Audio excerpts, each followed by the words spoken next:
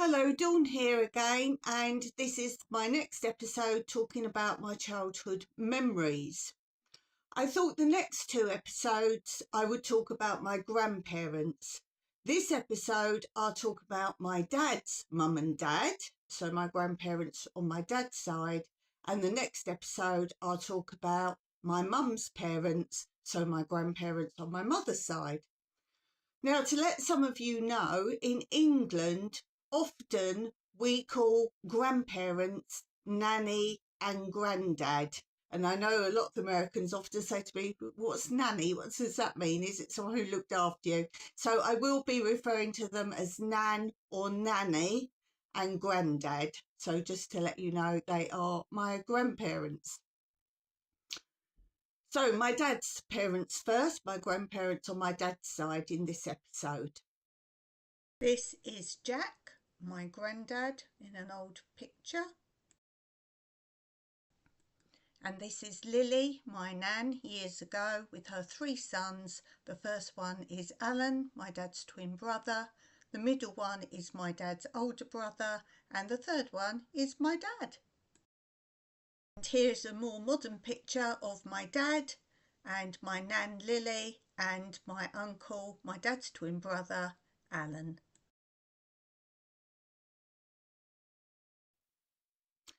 My first memories of those are when we were going to buy a house that was being newly built. I was preschool age, and it was my dad's parents that actually informed my mum and dad that there was going to be brand new houses built on allotments round the corner to them. So we would have been living literally round the corner to them. I don't remember their house there. I don't seem to remember that at all. And I don't know how long after we moved there that they moved away from Sutton in Surrey to Worthing. I only remember their house in Worthing. So I'm guessing, I don't know this factually, that they didn't live there that long round the corner to us. I don't know. But I'm thinking this is probably why I only remember their house in Worthing. And what do I remember about their house in Worthing? And Worthing is by the sea, for those of you who don't know. And what I remember is the journey to Worthing. As a little one, it took me a long time in my imagination to get there. It seemed a long way away. It was probably a couple of hours. And I remember, to know we were nearly there, that in Worthings by the sea, the pavements are pink. Yes, proper concrete slab pavements, but they were pink. And to me, that is Worthing. So as I saw pink pavements, I knew we were nearly there. And they lived in a road that went to nowhere. So it was like an end. It was just a long bit of road that just stopped dead. And theirs was the house right on the side of that where it stopped dead. Where it stopped dead, there was then a fence, like you get round a tennis court, one of those wire type fences high up, and nothing there. But I think in the distance, there must have been some waterwork plant or power plant, something like that. I just remember there was a building quite some distance in this derelict land. And opposite them was nothing. Again, it was just wild land. But I remember every time we went there, my dad and his dad, so my granddad, were always talking about, they were told they wouldn't build anything opposite, but there was pavement opposite, but no houses. And there was always a story about what had happened and if there was planning permission, and they'd been promised there wasn't going to be anything built there. And I was very little and always remember this was a big saga. Was there going to be anything built there or not? I can't remember if there ever was. I don't recall there was, but it would be up to someone else to remember the ins and outs of that and if anything else ever was built there, even though everyone who lived there was saying they didn't have any rights to build. What do I remember about this nanny and granddad's house? Well, the first thing was how we used to differentiate from the two nannies and granddads because we called both sets nanny and granddad. So if we were talking at home about them, it would always be how we would say which was which. Well, I was very little, and this nanny and granddad had a dog called Peppy. And as a young English child, you often referred to dogs as wo-wos. I don't know if anyone else called them wo-wos, but dogs in England, little children always say wo-wos. I don't know where that comes from. Maybe they go, whoa, whoa, whoa. Maybe it's that. So as I was little, I used to say I meant the nanny with the dog, so I would say Nanny Wo-Wo. And she was always called then, from that point, Nanny and Grandad Wo-Wo, Nanny Wo-Wo. It was always that, and that was me, because of me. And I think even still today, we always refer to her, if we mention or speak of her, we always said Nanny Wo-Wo. So if I say Nanny Wo-Wo now, you'll know what I mean. It might slip out. So what do I remember of this house? Well, the strangest thing that I remember is two things. One is in her, I think it was a downstairs toilet, I might be wrong, but in her toilet, she had one of these crocheted covers over her toilet rolls. She'd have two toilet rolls, one on top of each other. Some of you will know these sort of things. Again, is it an English thing? People would crochet big crinoline skirts and put her like a teenage doll inside the crinoline skirt that would cover the toilet rolls, and that would be a nice way to hold toilet rolls. She didn't have a crinoline lady. What she had was what she knitted herself, and it was a poodle standing up on its hind legs. And it was so realistic, the head and everything she'd done. So the head was on the top. The long body of the dog sitting up was the cover in the toilet rolls. It was white. It had a little bow on it. Had a little black nose. And I absolutely loved it. As I say, it was very realistic looking. I loved it. And I used to keep saying to my mum, oh, can I go to the toilet? And it was so I could see this little dog. And I wish I had that. I really do. If there was anything I would have liked of hers, I would have loved this crochet dog. So that was my biggest memory of her house. But the second thing I really remember, which is extremely odd, more odd than that, was I'd never seen one before. I'm only a little child, remember. And on her kitchen tap, on her kitchen sink, she had, it was about this long, a yellow rubber hose, which extends the water coming down. You couldn't move it or do anything with it, but it's obviously to stop a tap spraying out if you're washing lettuce or something like that. And she had a yellow, I even remember the colour, it's about this long, it pushes onto the end of the tap and just comes down. Not like these movable ones you get now, it was just there. And she always had rubber gloves for washing up, which again was something my mum, I don't think, ever used. And I just associate Nanny Wo-Wo in her kitchen with this yellow hose and her rubber gloves. And the reason she was always in the kitchen was it was a little way away from us, as I say, a couple of hours. And we would always go round there for lunch. And I think we had tea there as well. So we'd arrive by lunchtime, have lunch, then tea. And it was always salad. Always. As children, we weren't really big salad eaters. And my mum said, just eat the stuff, just eat. We weren't picky children as such, but we didn't really eat salad. So just eat it, just eat it. We were very, very extremely well-behaved children. We'd never speak or say something. We would do as we were told, and so we were expected to eat it. And this Nan and Grandad had the most glorious vegetable growing garden.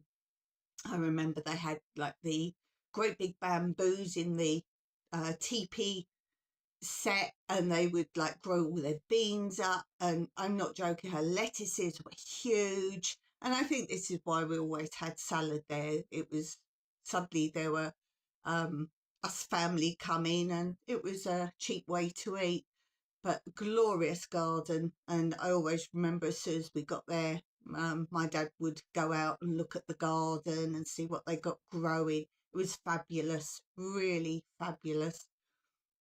So we always had salad there, I remember that. I also remember her fabulous cakes, nearly always Victoria sponge, but sometimes we were lucky and it was her chocolate cake. The trick is plenty of eggs.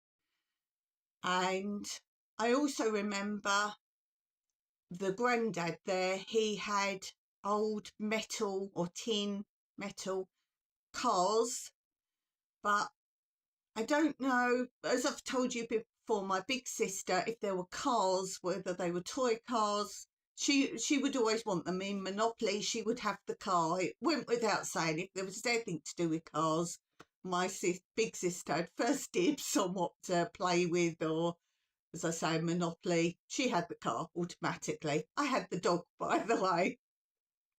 I always had the dog. So it was a given. So I don't remember all the cars that were there because obviously she took her pick first and then I had to play with what was left. And I remember there was a black taxi. I loved that. And even today, I love these very iconic English things. There was a red double-decker bus. I loved that. I believe there were two old-fashioned coaches, as in like bus type coaches. I believe there were two of them. And I don't remember what else there were, probably because my sister had dibs of them. And I'm sure if you look in the comments, if my sister watches this one, she'll write what she remembers. So always look back at my childhood memory videos. And if I say I'm not sure of something, she normally tells you what she remembers, or, oh, I forgot about that kind of thing. So look there. But as I say, maybe it's because I got the taxi and the bus mostly to play with. I remember those. And as I say, even today, I love the iconic things you get in England, the black taxi cabs, the proper original red double-decker buses. I love the red telephone boxes and the red letterboxes. We have those same letterboxes here in Cyprus, but they're yellow. But I love all that. So I remember playing with those when we were there. She didn't really have many toys. I don't think she had any toys there, so we were allowed, and they were treasures there. So I'm assuming they were my granddad's, and we had to play carefully. I don't think my cousins were ever allowed to play with them when they went there because they were heavy-handed children, let's say. So I remember playing with those, and I remember playing with them because she had very busy carpet with big patterns on, and you could almost drive round the patterns in the carpet. So it was like a road. My big sister was such a genius with games. She really was. If you wanted inventive games, and she would often get out books with pictures in, and you'd play with little people in the books. She was really genius at creating games. And when they'd both passed, eventually my dad got the old snooker table that I don't ever remember seeing anywhere. I think it was because it was already broken and it didn't have legs or anything. And my dad paid to have all the slate bed redone, and that is still in my parents' house. They have the snooker table. My older sister got a book. I don't know what the book was, but I got this book, which is Alice in Wonderland. It's very old, as you can see. It actually has gold-edged paper, and I had it valued by an auctioneer, and it is worth quite a lot of money, both because of that, also because of the hand-drawn pictures inside, and because it's Alice in Wonderland, which is very popular. So I will share with you some pictures inside just so you can see them.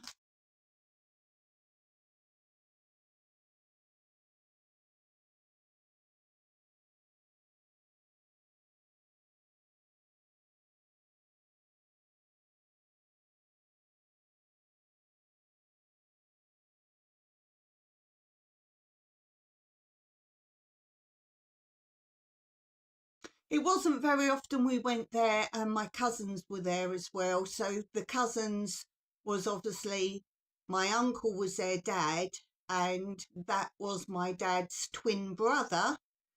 And they're not identical twins, but my dad had a twin brother. He'd also had an older brother, but he died when he was much younger, so we never knew him.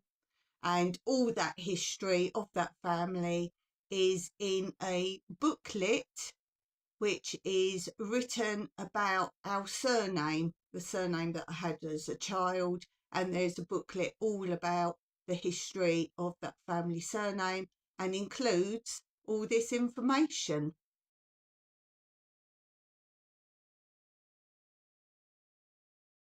We did see my dad's Aunt Elsie a lot, obviously my nan's sister, and she was adorable. She loved us and hugged us, and she lived at Greenwich. Most of her side of the family actually lived in Australia. Apart from lots of cuddles with Auntie Elsie, I remember her most for her hairnet, which was a clear hairnet, white to match her hair, and lots of coloured beads all over it. And here are two cushions that her daughter in Australia made for me and sent them to England with Auntie Elsie on her return, as she kept going backwards and forwards to Australia to see them and to her house in Greenwich. So occasionally my cousins did come with my uncle and my aunt, who was alive then as well at the time.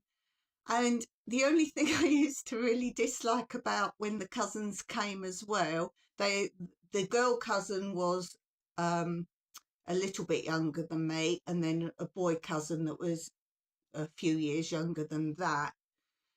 And they weren't the best behaved, let's say. So when me and my older sister at the time would go to see my grandparents, we would be allowed to sit at the big main table. But if the cousins came, even though the table was big enough, my grandparents made this children's table. Now, I know a lot of families always had a children's table, but this was my first and only ever experience of a children's table because, as I say, we were polite and well mannered. We never got pushed on any of this children's table malarkey. So there was this little children's table set up, and we always knew if we saw it set up, the cousins were coming. And I used to abide it because it was like you'd suddenly been demoted to a naughty child, in my opinion. So we sat on this naughty table, I was going to say then. We sat on this children's table, and my cousins were well known for pinching you and that kind of thing. I wanted conversation, no. And they'd be finicky about, oh, I'm not eating this and that kind of thing. So I really felt I'd been demoted. And then one time we went, I didn't used to like then going there because of this. Oh, the cousins going, oh, the cousins going. And my mum used to say, oh, I don't know. And then as soon as I went in, if the table was there, I was like, oh, no. Anyway, so one time we went and the table was there, the children's table. And I was like, there's a chair missing. Oh, who's not coming? Oh, which cousin's not coming? You be. No. When we sat down, Carol, my older sister, went and sat on the big table. When had this been discussed? She's only a couple of years older than me. When had this been discussed? And she just went and sat there. So I think she had had words somewhere along the line. And she went and sat on the big table. I was furious. And I said, can I come and sit? No, you go and sit with the cousins. And I thought, well, that is it because she's like better behaved? Is it an age you can go on the big table? And I always remember that day I was fuming that I had to sit with the naughty children. And by then I think we had my younger sister. I don't know if when she was a baby she'd been up on the big table. She must have been. I don't really remember that at all. I don't remember. And it's like, no, no, my little sister's at this table now as well. And I just felt like I was the grown up, good behaved child managing these little ones. Something else I remember about this Nanny Wowo, was she taught me to knit. And even today, I can only do basic knitting. I don't know any fancy stitches, whereas my big sister does know quite a few fancy stitches, and she actually knitted a jumper for me and my other sister. She did a jumper for each one of us, matching, but in different colours. So I always loved that. But this Nanny Wowo, taught me to knit, but because she was left-handed, she taught me to knit left-handed. Then my other Nan, my mum's parents, that Nan, she tried to help me practice in between because we didn't see the other Nan very often, the one in Worthing. So my other Nan tried to help me practice with it, but she then taught me to knit right-handed. So even today, I can knit left-handed or right-handed, but sometimes I forget what I'm doing and go wrong. I'm not a great knitter. I can just do basic scarves, that's about it. And I don't know which Nan my big sister learnt from, or if she learnt from maybe even my mum, I don't know. But yes, knitting left-handed and right-handed, that comes from Nanny Wowo, and then help from my other Nan. And my other Nan actually helped, she taught me to crochet as well, which I don't do it enough to remember always how to do it. And my Nan on my mum's side, she made with me a huge double bedside blanket, a double bed size blanket, and we knitted the squares between us, and then she helped me crochet round the edge. So that's my other Nan. So that's my knitting experience from my two grandmas or nannies. So that's my funny memories of my Nan and Grandad on my dad's side, Nanny Wowo and Grandad Wowo. And tell me your funny comments or anything you remember about your grandparents, funny or sad, or just your memories of them. And as I say, next episode, I'll be talking about my grandparents on the other side, my mother's parents. So until next time, keep watching and I'll see you soon.